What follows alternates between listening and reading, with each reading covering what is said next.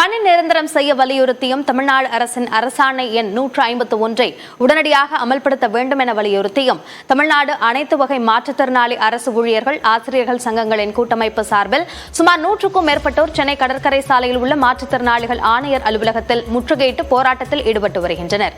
இதுகுறித்த கூடுதல் விவரங்களை நம்முடைய செய்தியாளர் அபினேஷிடம் கேட்கலாம். அபினேஷ், அவர்களுடைய கோரிக்கை என்ன என்பதை தெரிந்து கொள்ள முடிந்தது.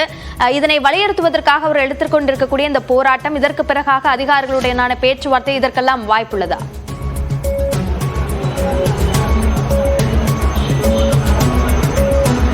அதாவது தமிழ்நாடு அனைத்து வகை மாற்றுத்திறனாளி அரசு ஊழியர்கள் மற்றும் ஆசிரியர்கள் சங்கங்களின் கூட்டமைப்பு சார்பில் கடந்த 3 முறை ஏற்கனவே இது தொடர்பாக பேச்சுவார்த்தை நடைபெற்று தோல்வியுற்ற நிலையில் சென்னை கடற்கரை சாலையில் உள்ள மாற்றுத்திறனாளிகள் ஆணையரக வளாகத்தில் ஒரு அமைதியான முறையில் இந்த முற்றுகையிட்டு மாற்றுத்திறனாளி ஊழியர்கள் அரசு ஊழியர்கள் போராட்டத்தில் ஈடுபட்டு வராங்க. குறிப்பாக தங்களுடைய பணியை நிரந்தரம் வேண்டும் எனவும் 15க்கு மேலாகவே ஒப்பந்த ஊழியராகவே பணியாற்றி வரக்கூடிய நிலையில எங்க ஒரே கோரிக்கையாக செயல்பட்டத்தில் அவர்கள் ஈடுபட்டு வராங்க.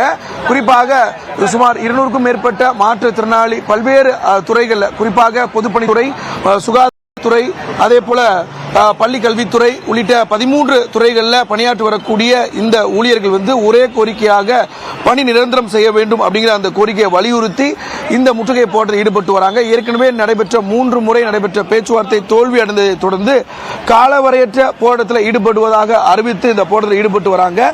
இது குறித்து நம்மிடம் பேசுறாங்க, அவங்ககிட்ட கேட்போம். உங்களை என்ன கோரிக்கையை வலியுறுத்தி நீங்க இதுல போராட்டத்தில் ஈடுபட்டு வரீங்க? அதாவது சார், எங்களுடைய ஒரே கோரிக்கை தான் சார்.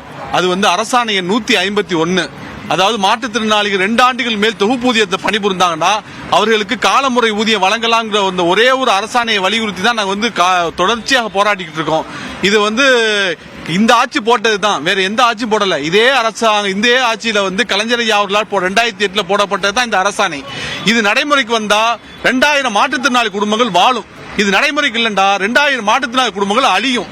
உடனே இது முதலமைச்சர் எங்களை அழைச்சு பேசி இதுக்கு ஒரு தீர்வு வழங்க வேண்டும்.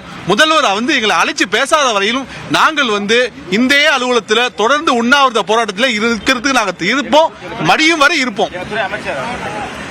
குறிப்பா அவங்க சொல்லக்கூடிய ஒரே கோரிக்கை என்ன அப்படின்னா, அரசாணை எண் 151 அப்படிங்கிறது 2008ஆம் ஆண்டு அப்போது அந்த அரசாணை போடப்பட்டது தமிழக அரசால். குறிப்பாக இது போன்று மாற்றுத்திறனாளிகள் 2 ஆண்டுகளுக்கு மேல் பணி புரிந்தா அவர்களை பணி நிரந்தரம் செய்ய ஏதுவாகவும் பல்வேறு தளர்வுகள் அதில் கொடுத்தும் அந்த அரசாணை நிலை எண் 151 அப்படிங்கிற அந்த அரசாணையை அமல்படுத்தினால் போதும், அது ஒன்றுதான் எங்களுடைய ஒரே கோரிக்கை அப்படிங்கிறத அவங்க முன்வைக்கிறாங்க.